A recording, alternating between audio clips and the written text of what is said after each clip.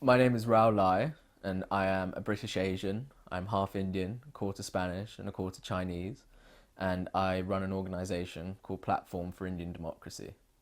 My grandfather was born in India, in Nadiad, in Gujarat, and my grandmother was born in Kenya.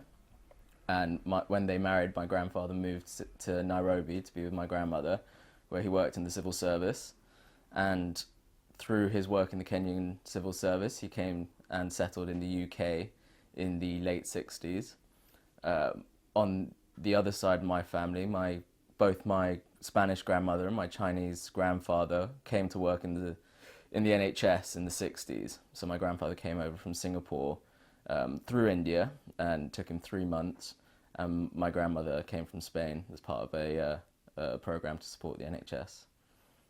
And your parents met in this country? And my parents met in this country, working together in the late 80s. Yeah, so I still have family in India, but in the UK, my biggest source of family is my Indian family. So growing up, that community, that culture was very much central to my upbringing and to my development as a young adult and as a young British Indian. And when my grandfather left India, it was a very different time. But the stories of independence and the Quit India movement, stories of Gandhi, Sardar Patel, and Ambedkar, is kind of the India that I grew up listening about, and the amazing food, culture, this kind of tapestry of India, of the diversity that makes it amazing. And then they took that to East Africa, and our family was in Kenya. We had some family in Tanzania, Uganda as well, and seeing that culture and that links to India evolve through their life in East Africa, and again when they came to the UK. So my grandmother, like I said, was born in Kenya. My grandfather left India probably in the early 50s or mid 50s. I'm not exactly sure. My grandmother didn't tell me, so my grandfather died before I was born, and my grandmother didn't tell me many stories about India, but what she did tell me about India or through India was through her cooking and her food, and especially good Gujarati food. And that's where my connections to India really came from, was these messages of love, support, hope through food and the different dishes that she would cook. She's a woman of few words, but she said a lot through her food. And did you have a chance to travel to India as well? No, that's something I will be doing this year. It's something I've always wanted to do, and I think it will be an important moment for me. And what is your relationship to East Africa? Can you say this again? Yeah, so I went to Kenya for the first time last year for my cousin's wedding, and we still have some family who live in Nairobi. And it was, when my grandmother reminisces about Kenya, she talks of it as if it was a paradise, and like her memories of Kenya were just so beautiful, and how much she loved it, and the really vibrant Indian community in Kenya. And when I went, it just completely lived up to the stories that she would tell me, and how kind the people were, and the thriving Indian communities there. It's my uncle, my mum's brother, only really spoke Swahili, even in the home. So coming to the UK, that was a bit of a shock for him as well. So our family ties to East Africa really still run deep, and still somewhere that we visit as a family. Just this sense of community, because we drove across Kenya. We spent a good amount of time there, and we drove from village to different towns, and just the sense of community and supporting one another, and just this kind of life where you support the community, everybody is there together. The warmness as well to tourists, and that kind of hospitality as well. It's not something I've experienced before. It was really quite powerful. And what do you think is a relationship between the different communities? Of course, the majority population are Black African, and the Indian is quite a small minority nowadays. Did you come across this, or is it not? It's not something I really noticed, but when we would meet local Kenyans, and they'd ask us where we're from, and we say the UK, and I would say I was a British Indian, and that my mother was born in Kenya. They were like, "Oh, so your mum's a Kenyan national, or you're one of us," and like that kind of boundaries between communities is not something I experienced at all in Kenya. It was actually quite the opposite. That, you know, learning that we were East African Indians and that my mum was born there, suddenly it was like we were even more like one of them. And yeah, so I didn't experience those boundaries in a way that I wasn't quite prepared for. It was really inclusive and welcoming. But of course, you know about the colonial background. You know that Indians were in East Africa is related to the colonial empire. Yeah. What is your take on that? I think it's different. My family is from the three parts of my family. Two of them are from former colonies, and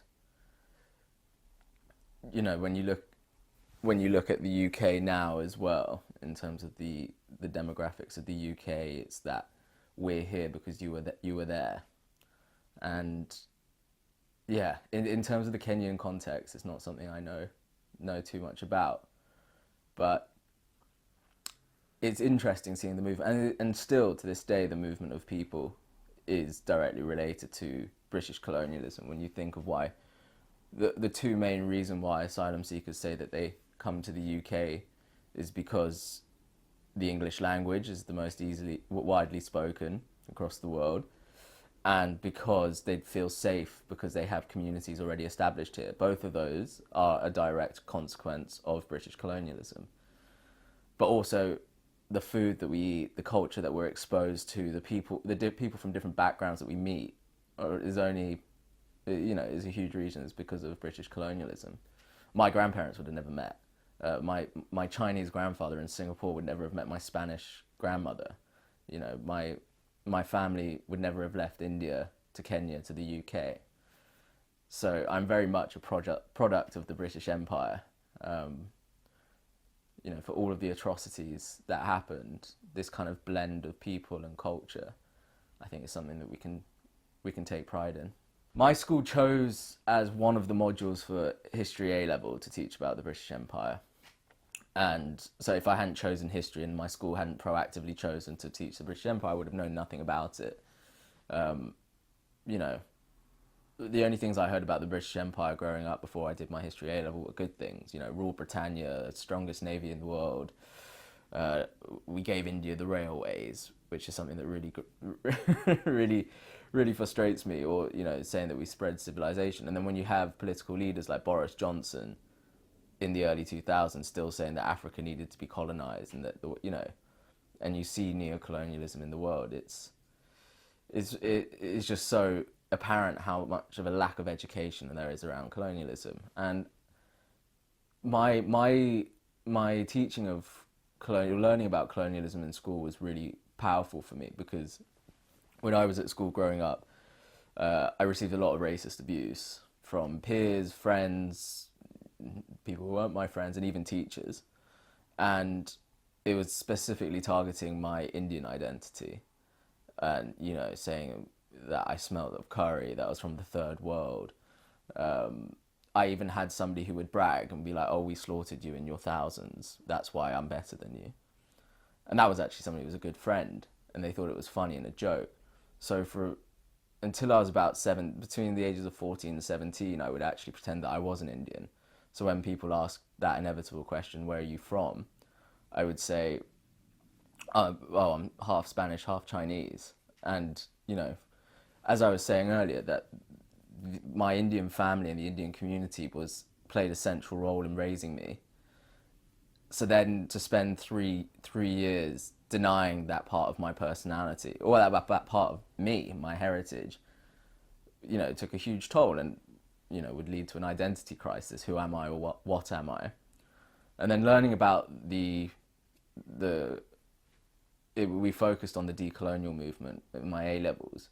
And I started for the first time, like, I knew who Gandhi was and stuff, but I started really understanding about the levels of colonial atrocities in India, what India was before the empire, and the strength and resolve of the Indian community fighting an imperial power through non-violence. The ideas of the political philosophies that came out of the Quit India movement or the independence movement, the formation of the constitution, And I got this really fierce sense of pride that was just thinking, actually, why am I telling people that I'm not Indian? That should be the first thing I tell people. And so through that colonial teaching that I got at school, I actually found my identity as a British Indian, and really it shaped the rest of the trajectory of my life and my career, getting me into politics. Because, you know, by learning about India's history, just really inspired me to, you know, take that forward and draw on that legacy that as Indians, as East African Indians and as British Indians we have. Getting into politics, you said did you study politics later on? No, so I did philosophy for my undergraduate. I was really interested in the big questions and thinking deeply, but it was learning about colonialism that really got me thinking about politics. So actually I spent a lot of my time reading Indian political philosophy written by Gandhi, by Nehru, and other leaders of the independence movement. And then when I was at university, I started dabbling in political philosophy, and that's where I started to think about, you know, what society is, for example, moving from the state of nature to a social contract, to who society works for, what is good governance, and things like that. Because I wanted to go into law, and then I worked at Citizens Advice after I finished my philosophy degree and realised that I didn't want to defend people from the law. I wanted to change it so that, you know, the clients that I had would never future generations would never face the problems that my clients did. And that's when I went back to university and studied human rights and politics as a master's. But still, that, you know, when I was getting politically disillusioned at various points, I would always go back to the Indian political philosophy that first reminded me why politics is important, or why it was something that I wanted to get into. So yeah, it was a journey. So after my master's, I went into Westminster, and I was a staffer for a London MP, and that was fantastic. I thought my MP that I worked for she was very inspirational. She was a great leader, and it was a fantastic opportunity. But for me, it was a great time in Westminster. It was an interesting time, an interesting place, and, you know, a lot of the people there are doing some really inspiring work and are there to make a difference and make a positive impact. And I thought if I wanted to get into politics, I should be learning from these people. I should be in that environment. And then for me, again, my focus shifted towards India, and that's where I ended up at Platform for Indian Democracy. So Platform for Indian Democracy is a community-led independent organisation that is trying to bring together the British Indian community for those founding values of an independent India, for secularism, for democracy, equality in India. And for the last decade or so, we've seen growing civil unrest, persecution, backsliding of democracy. And as British Indians, who remain very much connected to our homeland, it's about how can we use our voices to to advocate for those values that we carried with us from India to East Africa, some of us, and to the UK, and that we also fought for when we got to the UK, looking at like the Southall Black Sisters, Southall Monitoring Group, Asian youth movements, fighting for those same values. And it's just saying that as a community, we remain committed to those values. And this is a kind of grassroots organization? Or? So we mainly work in communities, building communities, and so we do cultural activities, like we've done cricket matches, cultural balls, and exhibitions, and it's about raising awareness of what is happening, and also reconnecting, especially younger British Indians, with India, and saying why do we need to be aware and involved with what's happening back home. Right, you said back home, but you live in the UK, isn't it? Is it important to do something in the UK? Yeah, I think for the platform specifically, or for British Asians? Yes. Yeah, I think, politicians, policymakers talk about the living bridge between British Indians and Indians in India. you know, the Indian diaspora is the largest in the world. There's almost 2 million British Indians here in the UK. There is a real powerful connection, people to people. And it's a historical connection as well, with Britain being a formal colonial power in India. And I think, like I said, there wouldn't be so many British Indians here in the UK if it wasn't a former British colony. There won't be those deep, you wouldn't see Indian jewels in the monarch's crown. So there is that deep historical relationship, but also that people to people. People still go back and visit India, still have family there, still have property. They still worship in the ways that their families did in India. They still practice cultural dances or festivals, and that remains. And so it's such a large part. You know, the chicken tikka masala is now the English national dish. So there's such a deep connection between the two countries, and I think it's really important that we build the solidarity across people living in the UK and in India. But you know, you say for democracy in India is a big topic. You know, is there not democracy right now? I think there is democracy in India, but it's hurting. And it's not the responsibility of any one person or any one political party. When you live in a democracy, everybody has the responsibility to uphold certain tenets of democracy for free speech, freedom of religion, and that is wavering in India. And for us as British Indians, we want to use our voices to be a source of support and accountability to say that those important values that India fought so hard for to get off the British, and that we fought so hard for in the 60s and 70s and 80s, are valued and upheld. Democracy is always been in India, a part of India. You know, it's not something that has been given to India. Our ancestors fought, sacrificed so much to create the world's largest democracy. Nobody thought that we could do it. You know, Churchill said that any Indian leaders would be straw men. The idea that Indians could govern themselves was laughable. But through non-violence and a huge national struggle, Indians were able to create the world's largest democracy that is still there. When you look at pre-colonial, in the way the villages were set up, and there's always been this democratic kind of pulse in India, and it's just honouring that and upholding that commitment. The Constitution was a radical document that promised fraternity, equality, justice, and how it was birthed was just so inspirational, and it's just remaining true to that. What is your identity today? How you feel? I feel British. I think that is something I've always struggled with. You know, when I go, sometimes if I go to the Indian community, they go, "Oh, you're not really Indian. You know, you're a mix." Or I go to my Chinese family and be like, "Oh, you're English." You know, when you're mixed heritage, you never quite fit in anywhere, and it's something I really struggled with. And there's at times where I felt more closely connected to my Chinese heritage, or times where I felt more connected to my Spanish heritage or my Indian heritage. And I always saw that as a weakness. I didn't belong anywhere. I was floating between different community groups and didn't have a base.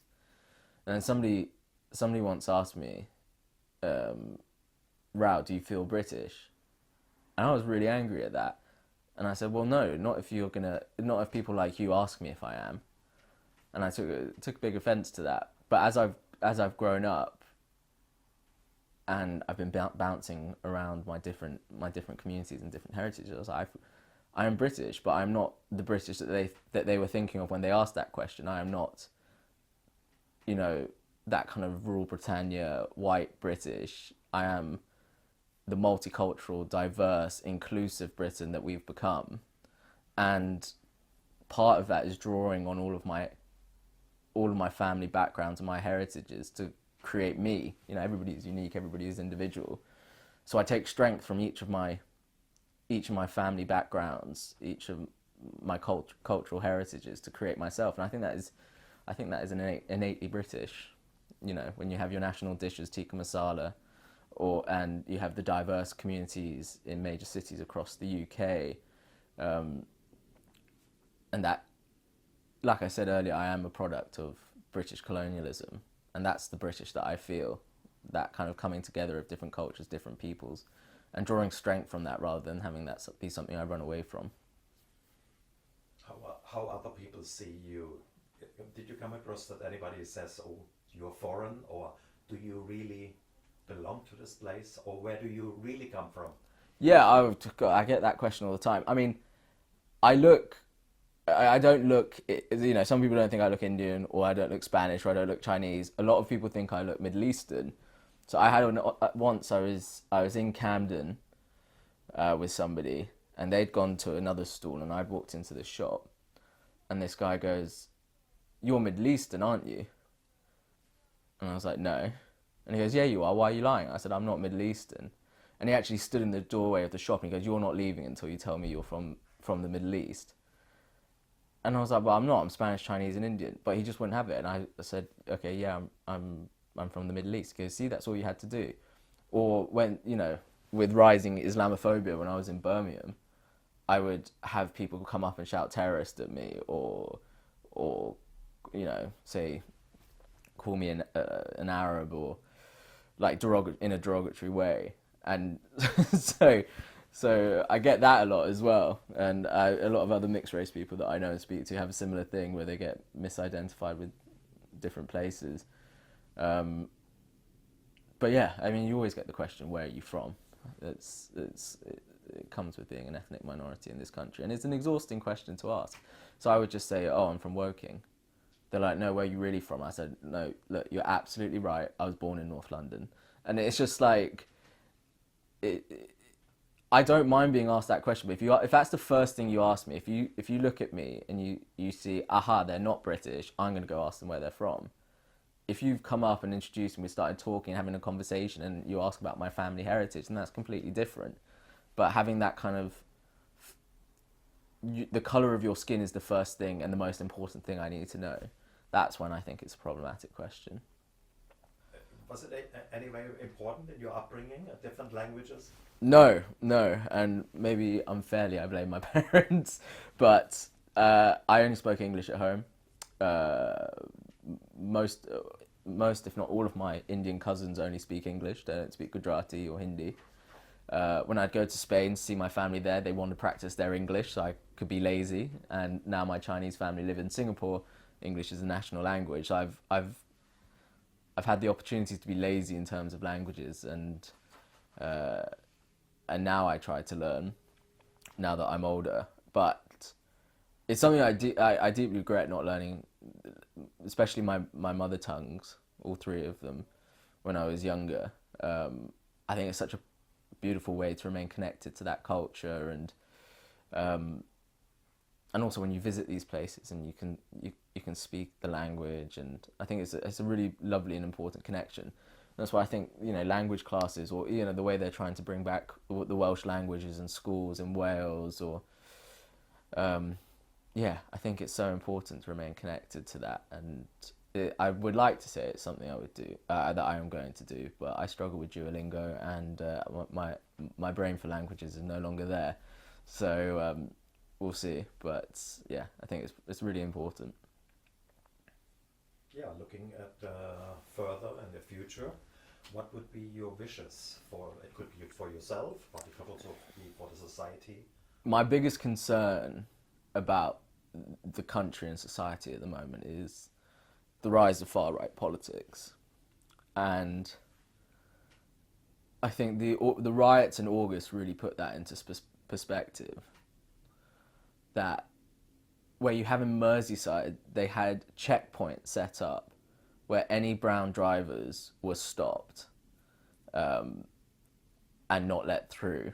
I would speak. My partner had a friend who was driving in Merseyside and reached one of these checkpoints, and she just picked up her young daughter from school, and her young daughter wears a hijab, and her mother doesn't. So they were seeing this checkpoint come up, and she was like, "You need to hide in the boot." So her young daughter is hiding in the boot, whilst you know, these groups that have created these blockades and they are asking, where are you from? Where are you going? Not where are you from in Merseyside, where are you from? Well, and she was terrified of what they'd do if they found her daughter wearing a hijab. I mean, that was in the UK in 2024. It's terrifying. And I think, as we've been saying, this kind of strength in multiculturalism, different cultures, different people, different religions, different backgrounds is so important. And it is modern Britain, that kind of, we are here because you were there. And that's the legacy of colonialism. And it's the only, it's the only silver lining to colonialism, is the kind of connectedness of different cultures here in the UK, if you're really going to try and look for one.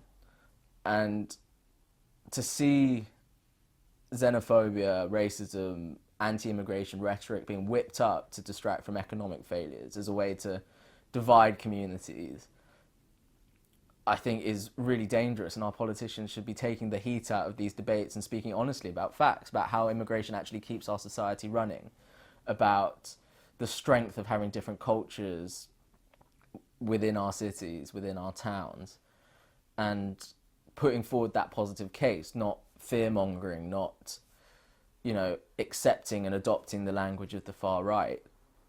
And I think so much in the last few decades, whether that be austerity, the hostile environment, has been done to divide our communities, when really we should be building solidarity. And I think that is the most important thing that we can do at a grassroots level, is come together. I mean, in the wake of the riots, you've seen some beautiful spirits of community. You have imams opening the door to the rioters, saying, come in, ask us any questions, and then becoming really good friends with them after. Or you now see more multi-faith meetings with community leaders, mosques handing out free food to members of the public. And there's been so much shows of solidarity and love, like in Walthamstow, the thousands of people that gathered. And that's what we need, if our politicians are going to be divisive and not make that positive case, not bring communities together, and that's what we need to do at a grassroots level. We need to come together, show that, somebody said that we need to remind people of our common humanity, that we're all one, we're all the same. We may come in different packages, speak different language, practice different faiths, but we are all, together, and remind of that unity. And in a world that's becoming increasingly divided and increasingly violent, I think that's the most important thing that we can do. Do you have the feeling, does this far-right political agenda move a bit in the center of the society? And it's really scary how this kind of legitimization of far-right politics and how it's entering into the mainstream is kind of giving a legitimacy to some awful, like some of the things coming out of the racism, or the debates of Rishi Sunak is English. I mean, I guess we've spoken about it here today, but there's actual podcasters who are debating whether Rishi Sunak is English. Or like there was videos. So a word that I heard a lot when I was younger that would really cut deep was Paki. That was what we were referred to as. And nobody has called me a Paki in a very long time. And during the riots, I was seeing videos of rioters in the UK, and there was this mother and a young girl, and they're both just screaming Paki at crowds. And I was like, I can't... And they were doing it so proudly in front of the police. And I would never... I just was shocked that is happening in 2024 on just so casually in public with no consequences. And yeah, it's definitely, the fact that people were burning down, trying to burn down hotels with asylum seekers. If you burn down a building full of men, women and children, that there's a possibility of them dying. So when they say, they were just frustrated and were just destroying things, no, they went to a hotel full of vulnerable people and tried to burn it down. And I do think, I was asked this question a lot of, do you hate the rioters? And I said, no, I don't. I don't think all of them are racist. Look at the areas they come from, the levels of deprivation. I don't think they're all racist, but I think they've been told that you can't get a GP's appointment, you can't get social housing, there's mold on your ceiling, rents are skyrocketing because these brown people essentially are coming into your country. Not that public services have been gutted from inside out with austerity, not that political priorities have shifted, not that the NHS is chronically underfunded, not that landlords are given more protection than renters. It's these unnamed, unfaced people who are coming in and stealing your jobs and your places on the NHS waiting list. And they have real economic grievances, but so have working class communities that are from ethnic minorities. So I think more needs to be done, like I was saying, on a grassroots level of bringing people together. Because if we're not going to be told the truth from our leaders, then we need to try and bring people together and build that solidarity and say we are not, migrants and ethnic minority communities in the UK are not the cause of these social ills. And to be honest, we're facing them as well. And it's about how we build that solidarity and come together in the way that communities have done in response to the riots. So it breeds hope. But the only way you can defeat hate is with love. Who's responsible for this rhetoric? Is it new? No, and I think like what I was saying earlier, that in a democracy, in society, everybody has a collective duty to uphold democratic principles. So it's not just politicians. It is journalists, the media, it is the judiciary, it is community leaders, it is individuals that have this duty to protect one another, be part of that community, and respect human rights, even on a daily basis. I think it's a collective duty and responsibility. And of course there are instigators, there are people that make the problem worse, there are people in positions that could fix the problems and don't. But if in our communities, even within the Asian communities, we're not treating each other right, or you saw the scenes in Leicester in the riots in 2022, if we're not treating others in our community with respect and being inclusive and diverse, then that's where we need to start. But still, there's a rhetoric blaming minorities for the problems in the society. I'd like to hear your position to that. Definitely, it's scapegoating. It's not just a fringe. No, I mean, it was a real source of pride to see Rishi Sunak become the first British Indian and first ethnic minority Prime Minister of the UK.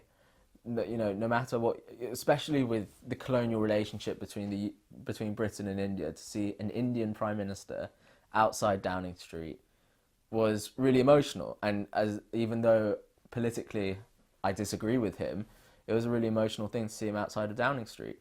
And then a couple of weeks later, you hear him at the dispatch box about why we need to send refugees to Rwanda.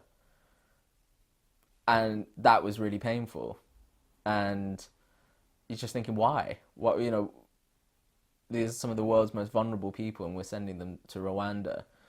And it's just become normalised that the Rwanda policy didn't seem as crazy as it could have been, because we've just been jumping for, like, if you thought 10 years ago that we'd think about sending refugees to Rwanda, you wouldn't have dreamed of it.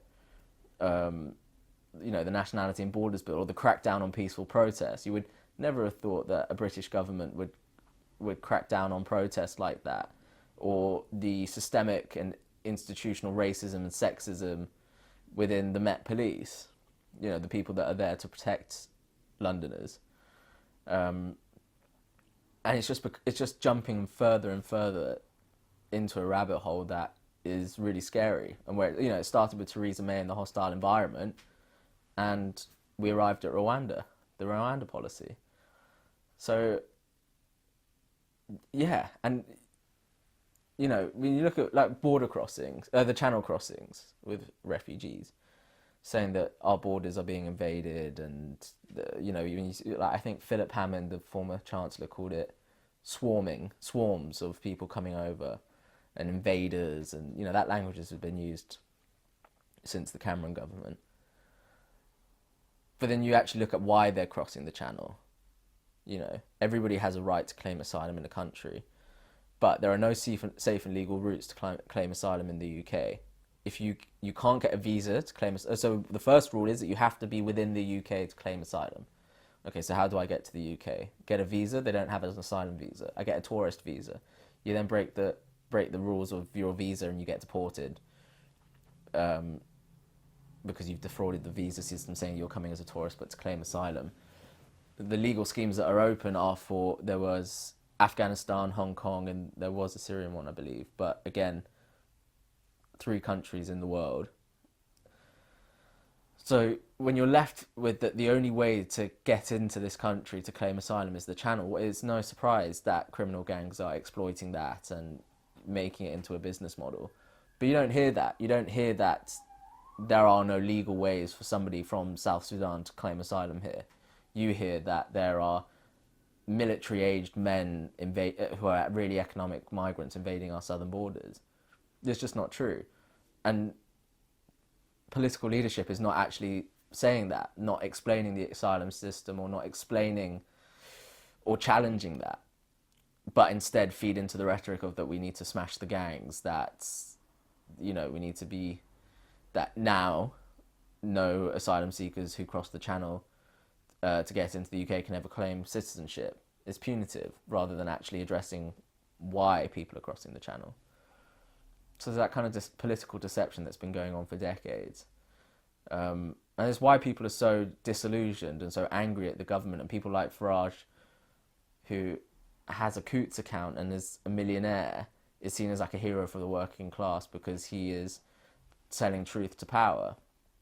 Because there's been so much political deception, people are so untrusting of politicians, and also the ability for Westminster actually to make a change. And it's that kind of deception and scapegoating has undermined politicians' ability to actually bring people together to create change. So, and you don't just see it here, you see it in the US, you've seen it in India, you see it in the rise in Germany, Italy, France. And I think we really need to think about how language is so powerful as well. You know, when Elon Musk took over X, and then suddenly you see a rise in trolls and hate speech and things, and people are like, oh, it's only an online platform. You know, it was used to mobilize people in the riots in August. You know, you saw online speech becoming offline violence. And it's really terrifying. We need to really think about the way that we use our words. For example, like calling those who cross the channel illegal immigrants. There's nothing illegal about claiming asylum. Our own Supreme Court said the same thing. But if you keep telling people that they're illegal, you're going to build resentment and hatred for a community you've probably never met. So I think rhetoric and the responsibility for those who have the ability to shape the narrative is very important. You briefly mentioned the conflicts within, for instance, the Asian community. Leicester, what is your take on that? It's bringing the same kind of divisions that are in India here to the UK, and you know, there's still, with social media, WhatsApp, that kind of division can cross borders now. So it's well known that a lot of online hatred comes from India to the UK and stirs tensions here. But I would say, you know, when I listen to people who were right in the thick of fighting for social justice and equality in the 60s and 70s and 80s, they had no understanding of separating the community into Muslims, Sikhs, Hindus, who were British Asians or politically black. And it was much more inclusive. And it was only in the last, you know, couple of decades that we've started dividing our communities further. And I think a really, really powerful thing is, so Tommy Robinson is become really close with, before he was arrested, was really close to Indian media, and there are actually Hindu groups marching with the EDL outside Downing Street a couple of weeks before the August riots. But then when the riots kicked off, they just saw, you know, I know countless people who were chased in the streets, spat at, and Nobody stopped to ask, are you Muslim or are you Hindu? Or it was just they saw a brown face and they chased you, beat you, stopped you at a checkpoint. And I think that kind of reminds us reminding us of what the struggles were for the generations before us in the 60s, 70s and 80s and the community as a whole, and why we need to have solidarity and build harmony and reduce tensions within our own communities, because we all share the same struggles. And in the face of racism and xenophobia and the rise of that element in the far right, it's something that it's going to be a battle that we all share together. And I think we need to remind ourselves of that in the community, that, you know, so you look at Leicester, it's Indian Muslims predominantly and Indian Hindus. You know, we come from one country, we have that shared history, our journeys, our patterns of migrations, you know, are combined, are together. And I think we should remind ourselves of our similarities rather than our differences. And like I said, we start in our community, we build cross-community solidarity, you know, and we build an inclusive society. Yeah, maybe a final bit of outlook. What would you wish for? I wish for a kinder politics, more inclusive community building, and fairness, equality, I think is so important. Whether that be financial inequality, within our civil rights, within treatment of police, within representation, having more fairness and equality is, yeah. No, I was just asking, Raul, very fascinating to understand about your mixed heritage, but I wanted to know, what is the best thing you value about your British identity, and what is the best thing you value about your Indian identity? With my Indian identity, I think the lesson that was imparted to me and what I learnt very early on was really the importance of community. And I think growing up, whether that be within our family or within the wider community, the importance of supporting one another, being active in your community, building that group that, you know, people rely on each other and help each other. And I think always from a young age, that was my main thing that I was taught. And they, like, whatever you do, you help others, you look out for other people. You are only as strong as the people that are with you. And I think you can see that, you know, throughout, like I was saying, for me, the political kind of movements in India, but I think within a lot of diaspora communities here in the UK, that kind of needing to support and be part of your community.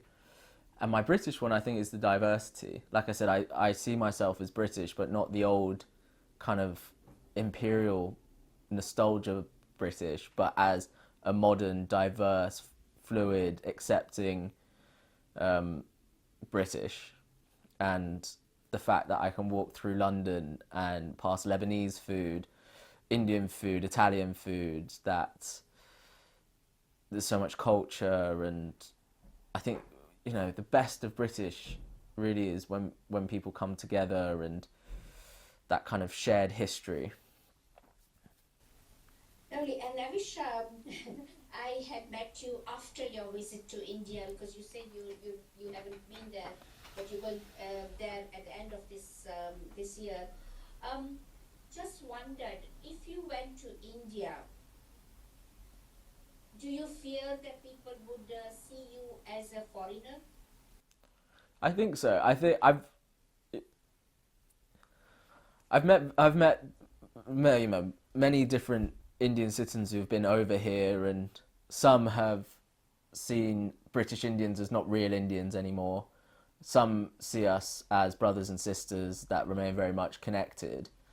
And if that does happen, like I said, for me, it's nothing new as somebody with mixed heritage. But I think it's different when you've left your home country, even down to the food. So I was speaking to some Indians from South Africa who were telling me about how their dal is different because of when they came to South Africa, some of the ingredients weren't readily available, so they had to mix and adapt, and now their dal is a completely evolved dish that's very different than what you would have in some places in India. And I said that's the same as our identity as British Indians. It's different. We've living in a different society, exposed to different cultures. Of course, we're not going to be the exact same as Indians living within India, but I don't think that invalidates our identity as British Indians and being able to remain connected to our homeland and to our country. It just means we experience it differently. Have you ever considered going into politics full time, like being a MP or something like that? It's something I've thought about, but for me, when the best MPs that I've met, and there are a very good number of them, the best MPs that I met have a specific reason why they entered politics or why they're in Parliament, whether it's a specific issue within their constituency or a vision that they have for the world. And I made that decision to go into politics because, like I said, I didn't want to defend people from the law, I wanted to change it.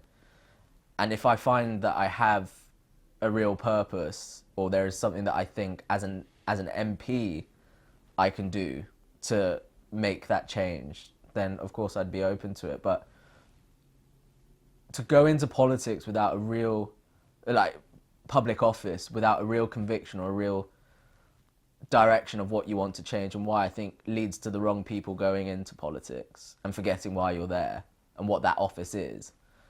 It's, you know, I remember I gave a talk to local school kids and I was saying, you know, in a few years you're going to have the most powerful tool at your disposal that you will ever have. And they thought they meant that they were going to be able to use power tools or whatever. But I said, no, your vote. You know, MPs work for you. You get to decide whether they keep their job. You're their hiring committee. And I think knowing that and making sure that you're connected to the communities you serve and represent and reminding of why you're there and what you want to do is really important. So if that clear purpose and opportunity arises, then yeah. How successful is your movement for democracy in Britain? Do the young British Asians connect with your ideology? Yeah, I think there's a lot of support for what we're trying to build, and you know, we did polling and surveys, but just I think the most important test for me is going into communities and speaking to people. You know, there's people that support our work who are from completely different political parties, political preferences, but I think that one common thing that we can all agree on is the founding values in the Constitution of democracy, equality, secularism, and it doesn't really matter. It's the same way in the UK. I have friends that are Tories, I have friends who are Labour, Green, Lib Dems, but we all have that kind of common foundational values.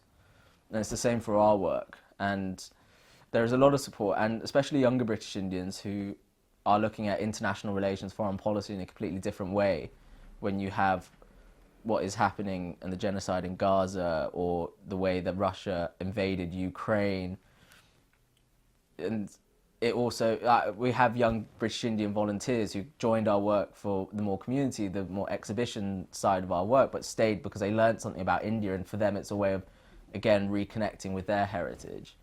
So yeah, there's all sorts of people that support our work and are involved in our movement.